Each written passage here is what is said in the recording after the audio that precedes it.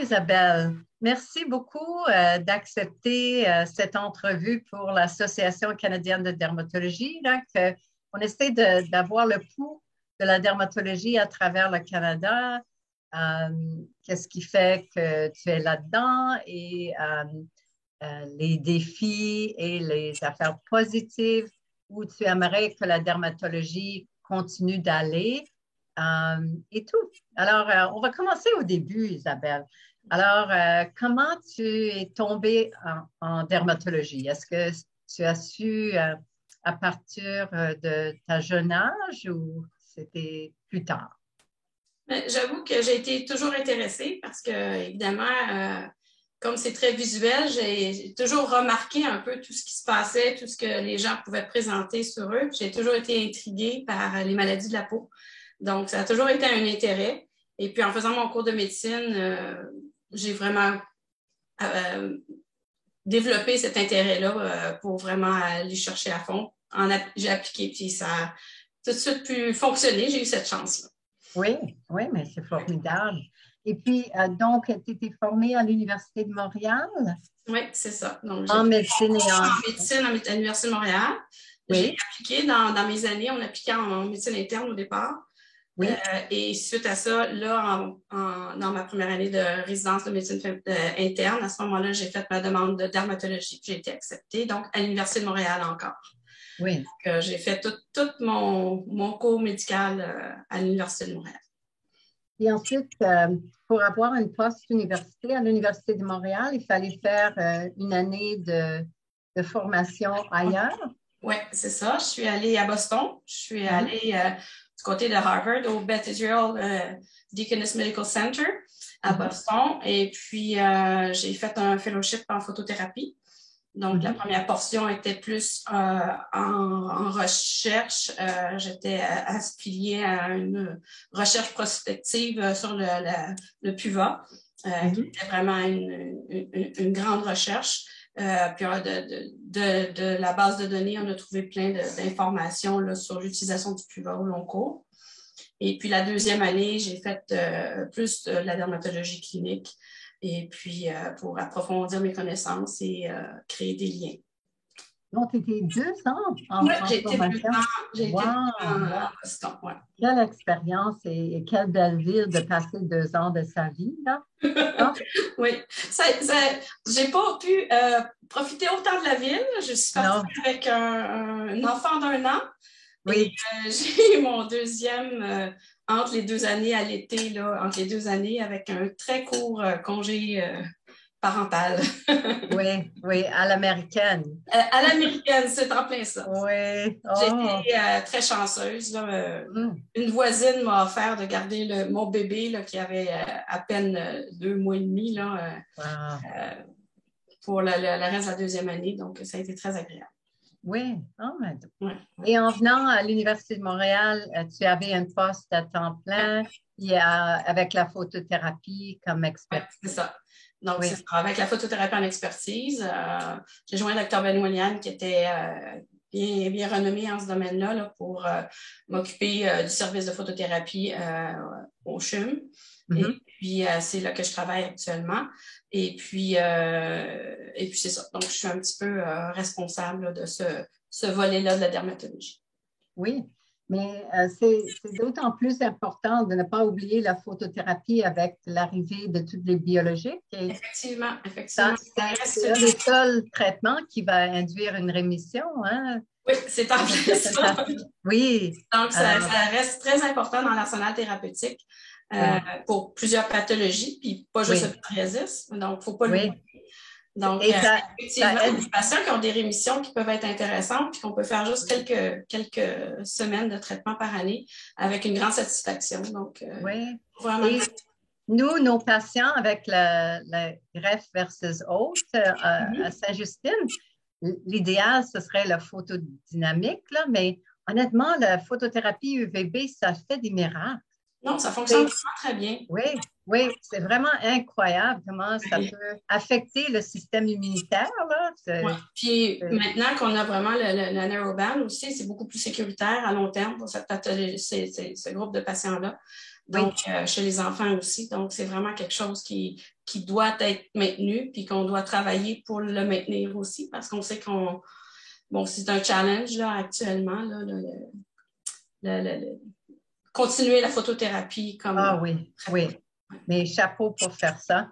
Et parlons du groupe avec qui tu travailles à l'Université de Montréal. Vous êtes combien? Puis, on est... oui? Oui, pardon. On a un centre principal de formation qui est au CHUM et puis on a la chance d'être associé avec le grand centre universitaire de Sainte-Justine pour la portion pédiatrique, donc avec une excellente expertise. Et puis on a aussi des centres associés comme à Sacré-Cœur, à Maisonneuve. Donc, au total, on est presque une quarantaine de dermatologues actifs. Donc, les résidents ont la chance de côtoyer beaucoup de dermatologues pour voir des façons différentes de fonctionner et de travailler. Donc, c'est un plus pour la formation. On a autant le volet, comme je vous dis, pédiatrique, mais aussi chirurgical. On a aussi des stages pour faire voir le volet en esthétique et voir un peu toutes les autres spécialités connexes là, pour lesquelles il est important d'avoir une formation. Donc, c'est un centre vous avez de plus en plus de cliniques de spécialisation? Oui, effectivement. Donc, il y a les maladies des cheveux, il y a les collagénoses, il y a les lymphomes, les maladies bulleuses. Il y a maintenant un groupe multidisciplinaire là, pour s'occuper des différentes maladies bulleuses. Et aussi, du côté de Sainte-Justine, il y a plusieurs autres cliniques spécialisées comme le lymphédème, les maladies vasculaires, les malformations vasculaires aussi. Donc, c'est vraiment complet. Oui. Oui. Et là, tu es en charge du programme de résidence. Oui, là, ça, c'est relativement nouveau. On parle de 2 ans. Donc, j'ai eu la chance de prendre cette charge-là, je dirais. Oui. Juste avant l'agrément, en même temps que la pandémie commençait et tout ça. Donc, ça a été vraiment très lourd. Je commence à m'habituer. C'est vraiment complètement différent, le côté administratif de tout ça. Mais c'est intéressant, on rencontre, on partage beaucoup avec les autres spécialités, fait que ça devient, c'est plus agréable plutôt que de travailler en vase clos, on devient plus, on discute ensemble des différentes difficultés, puis des challenges, puis comment certaines autres spécialités ont pu répondre aux demandes et tout ça. Donc, ça devient intéressant de pouvoir partager tout ça pour toujours améliorer notre programme. En fait, c'est le but, c'est toujours rester vraiment à niveau, puis même améliorer notre programme continuellement. Oui. C'est très bien que vous restez tellement présent à l'hôpital aussi. Oui. Et que les autres collègues reconnaissent l'importance de la dermatologie au sein des soins complexes. Oui, je pense qu'on est vraiment apprécié, là, le fait d'être capable de répondre aux consultations là, de tous les services hospitaliers. On a des très bonnes communications aussi avec l'unité de médecine interne. Donc, quand on a des pathologies dermatologiques complexes qu'on a besoin d'hospitaliser, ils sont toujours très intéressés là, à pouvoir hospitaliser nos patients. Donc, ça devient vraiment une entraide là, qui est très, très importante. Excellent. Et donc, aussi au grand brûlé là, pour toutes les maladies bulleuses sévères là, ou les toxidermies importantes. Là. Donc, ça aussi, ça devient très intéressant d'avoir cette possibilité-là, d'avoir des soins là, de haute qualité là, pour les gens qui ont une atteinte cutanée sévère. Tout à fait. Et puis, d'autres défis du groupe là, en termes de dermatologie au Québec, comment vous répondez à la demande infinie pour les consultations en dermato? Est-ce que vous triez vous-même les consultations qui arrivent à la porte? Oui. La façon qu'on fonctionne, c'est on est 15 dermatologues au CHUM, donc on reçoit les consultations et puis la personne de garde, une personne de garde à chaque semaine qui est libérée de ses cliniques usuelles et qui a 3 cliniques semaines de cas prioritaires. Donc, c'est des cas qui sont considérés urgents par le médecin qui réfère. Et puis, sinon, toutes les autres consultations rentrent dans une boîte électronique et on les trie, soit c'est des consultations nominales au patron demandé, à des cliniques spécialisées, où on lit ensuite l'éducation pour voir si le délai là, qui peut être suggéré là, pour la demande de consultation. Donc oui, il y en a beaucoup. Nos résidents seniors aussi ont leur propre clinique de résidents, donc on trie aussi certaines consultations pour eux. Donc, ça leur permet aussi d'être en première ligne là, pour voir les patients. Ils sont supervisés par un patron, évidemment. Mais ça ne peut pas bouger d'être tout de suite. Là. Ça peut être en fin de journée là, pour juste expliquer qu'est-ce qu'il a fait, quand est-ce qu'il revoit le patient, puis qu'est-ce qu'il en avait pensé. Donc, ça permet vraiment, lui, de débuter sa propre pratique d'une certaine façon. Mm-hmm. Donc, ça fait beaucoup de consultations, mais je pense que on est assez dans les temps. Il n'y a pas de délai qui semble exagéré. Il y a été un certain temps qu'on a dû prendre les consultations seulement à l'interne au niveau du CHUM parce que là, ça débordait trop, mais on est capable de gérer un peu comme ça pour garder un nombre qui est adéquat.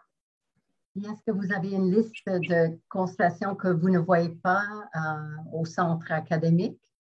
Oui, toutes les tumeurs bénignes qui sont écrites, là, que c'est pour enlever des acrocordons, pour voir les créations séboréiques, pour un kyste, c'est toutes des choses qui ne sont pas vues. On écrit une lettre disant que ça, c'est pas un service qui est offert au CHUM. Oui. Effectivement. Ouais. Bon, et puis, comment tu vois le défi face à tes résidents? Tu as combien de résidents à gérer? 21. OK. Wow. 21. Donc, on a 4 à 5 par année. Par année de résidence. Ouais. OK. Et vous avez des rencontres et des évaluations constamment pour ces résidents? Oui. Évidemment, chaque fin de stage, chaque mi-stage, chaque fin de stage, il y a une évaluation sur le fonctionnement global. Par contre, là, ce qui est nouveau cette année, partout à travers le Canada, dans les programmes de dermatologie, c'est un nouveau système là, par apprentissage par conception. Donc, c'est la CPC. Et puis là, ça demande d'avoir vraiment des évaluations sur certaines tâches que le résident doit apprendre à accomplir. Donc, ça va être des évaluations à faire pratiquement quotidiennement là, sur différentes tâches là, selon le niveau de résidence. Donc, ça va être plus une évaluation en continu avec le nouveau programme. OK. Et est-ce que toi, tu consultes avec les professeurs canadiens de dermatologie ou avec le Collège Royal pour déterminer le contenu du programme? Tous les directeurs de programme se réunissent pour justement évaluer toutes les tâches qu'un dermatologue en formation devrait apprendre à accomplir, puis combien de fois devrait être fait pour vraiment considérer qu'il est autonome et puisse commencer une pratique. Donc, toutes ces APC-là ont été établies ensemble. Et puis, ensuite, quand on va commencer, donc on commence en juillet 2022 tout de suite, on va faire des retours pour voir si on a exagéré le nombre à faire, s'il y a certaines tâches qui ne sont pas applicables pour pouvoir ajuster, peaufiner le tout, pour vraiment avoir une finalité là, sur ce que le résident en formation devrait avoir complètement accompli et réussi. Donc, on commence, on ajuste. Oui, et à un moment donné, j'avais entendu peut-être qu'il n'y aurait plus d'examen du Collège Royal. Est-ce que c'est vrai? Non, c'est pas vrai. Il va y avoir encore un examen écrit, un examen oral, mais le timing a changé. C'est-à-dire qu'avant, c'était en fin de formation, les 2 examens en fin de R5. Maintenant, l'écrit va être en début de R5, en fait, à l'automne. Là. Et puis, par la suite, les derniers 6 mois va être plus pour orienter vers une pratique autonome, pour rendre le résident vraiment plus autonome dans sa future pratique. Donc, et l'examen oral va être à la fin du R5. Donc, il va être vraiment séparé. Et puis, à ce moment-là, c'est ça, il y a certains objectifs et connaissances qui doivent être acquises un petit peu plus rapidement. Donc, ça va être, comme je vous dis, une évaluation en continu, mais un apprentissage en continu. On ne peut plus attendre la dernière année pour rapidement tout assimiler. Oui, comme j'ai fait dans le temps. Ça n'est pas possible. Comme ça, c'est exemple. Puis, Si tu avais des conseils à donner à une jeune étudiante ou résident en dermatologie, y a-t-il quelques affaires que tu as aperçues qui sera pertinent pour ce résident de connaître? Mais en fait, faut comprendre que le nouveau concept est un concept d'apprentissage et de coaching par les patrons. Donc, ça ne sera plus juste apprendre la matière et avoir un examen sur les connaissances. C'est vraiment la capacité d'améliorer sa façon d'être en contact avec les patients, d'avoir certaines connaissances, de tout bien, les techniques aussi, donc de tout bien assimiler ces choses. Donc, c'est une façon d'apprendre différente plutôt que juste didactique. Oui, plus pratique. Beaucoup plus pratique. Donc, il va y avoir beaucoup plus aussi sur on appelle les compétences CanMEDS, là, donc la capacité à interagir avec le patient, s'assurer de son confort, de sa sécurité, aussi être capable de bien présenter, être capable d'enseigner, être capable d'être un expert dans un domaine. Donc, il y a vraiment différentes dimensions qui sont mieux intégrées dans la formation pour arriver vers un dermatologue vraiment accompli. Je trouvais déjà notre formation assez forte comparée à d'autres pays, mais je pense que c'est une venue intéressante et ça responsabilise le résident davantage. Oui. Ça a du bon. C'est sûr qu'il va falloir, c'est un challenge, ça change toute la façon de fonctionner. L'autre chose, c'est que les étudiants en médecine, en général, sont habitués à la performance. Donc là, c'est pas tout à fait ça. Hein? On ne veut pas qu'ils performent tout de suite, on veut qu'ils soient ouverts à une rétroaction pour s'améliorer continuellement. Oui. Hein? Donc, c'est un défi. Je vous dirais que c'est un défi qu'il va falloir s'ajuster là, en début de changement là, à partir de juillet 22. Mais on va tous, c'est sûr qu'on va tous y arriver et réussir là-dedans, mais c'est sûr qu'il faut que tout le monde mette du sien pour changer notre philosophie, disons. Oui. Et c'est bien. Alors, nous serons avec toi, Isabelle, là, pour tenter d'enseigner. Déjà, je prends les jeunes à côté, puis je leur demande, je révise leurs notes. Oui. Bon, et c'est surprenant le nombre qui disent, mais personne ne fait ça avec moi. Effectivement. Mais en même temps, c'est délicat là, parce que on ne veut pas les critiquer négativement non plus. Là, c'est juste pour mais peut-être ce serait bien de faire ça de telle façon. Puis, effectivement. En fait, souvent dans nos cliniques, on écoute nous raconter l'histoire, mais on corrigeait les dossiers en fin de journée parce que c'est vrai. Puis c'est en lisant les dossiers des fois qu'on voit qu'il n'a pas bien compris un concept parce qu'il n'a pas bien traduit. Donc, mais il est trop tard, le résident est parti. Fait que là, ça va nous obliger à le faire vraiment à mesure, vraiment jusqu'au bout. Puis, de faire la rétroaction, remplir notre petite évaluation là, sur l'APC, sur nos plateformes. Donc, c'est ça. On va travailler. Oui, OK. C'est bien. Et Isabelle, toi, tu as combien d'enfants? J'ai 3 enfants. 3 enfants. Alors, comment tu as géré tout ça, la vie de femme dermatologue à l'université, à la clinique, gestion? Comment tu as fait tout ça? On est très occupés, ça c'est clair. J'ai pris un peu moins de charges justement administratives et tout ça les premières années. Et puis, je sentais justement que j'avais plus de temps et que je pouvais donner de mon temps là, pour le service puis pour le programme. Je suis moins dans l'enseignement didactique comme tel. Ce n'est pas ma force. Ça va très bien en clinique pour l'enseignement puis la rétroaction et tout ça. Mais moins dans l'enseignement didactique. J'avais un peu l'impression que peut-être j'avais laissé mes collègues un peu trop à faire ce boulot-là. Donc, il fallait que je participe d'une certaine façon selon mes forces. Donc, je pense que c'est comme ça que je me suis retrouvée à la direction du programme. Je pense que ça faisait partie de où j'étais rendue là, avec mes forces, mes faiblesses. Parce que je tiens vraiment à ce que le programme soit vraiment encore un programme très fort. On est un programme très fort, mais je veux qu'il se maintienne. Puis je veux surtout continuer à stimuler mes professeurs parce qu'ils sont excellents à participer. Et comment tu vois la dermatologie de l'avenir? Est-ce qu'on va être tous devant des écrans de télémédecine ou là, je ne sais pas si vous voulez que je parle de ça.